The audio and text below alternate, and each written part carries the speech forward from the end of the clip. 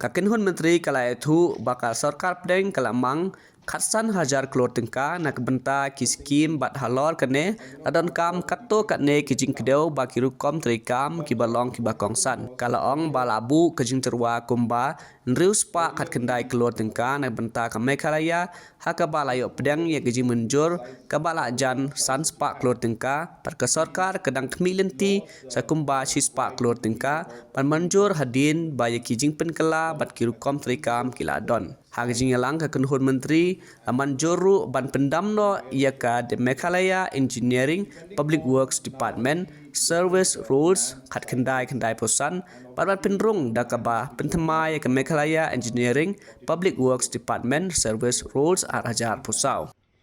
The third was that the Meghalaya Engineering Public Works Department Service Rules 1995 that had to be amended. Because certain changes were there, or many changes rather were there. So instead of amending it, we have come out with fresh rules, and hence we have scrapped the old rules and we have brought in the new rules. Basically, we could have gone with amendment also, but as I said, the amendments, there were so many of them that it would be easier to just simply come up with the fresh set of rules. So today, the Meghalaya Engineering Public Works Department Service Rules 2024 has been approved by the Cabinet.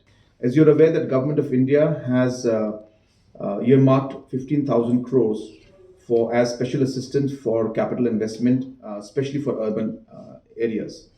And in that, there are certain guidelines that need to be followed, certain policies need to be created, certain homework to be done. So keeping all of those things in mind, all these things have been done. And I'm happy to inform you that out of the 15,000 crores, we have put in a proposal of 619 crores from Meghalaya's point of view. And we have already received approval for close to 500 crores out of this. And we're expecting another 100 crores to come in after these approvals and these amendments are done. So we are expecting that Meghalaya should receive 597 crores. But even if the 100 crores is still pending, we are expected to get 497, almost 500 crores from the Special Assistant on Capital Investment for Urban in this particular financial year.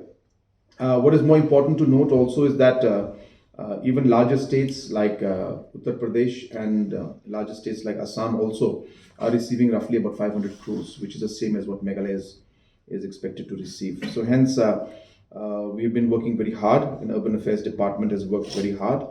And as I said, we are able to get some additional funds for the overall development of Shillong and other urban areas.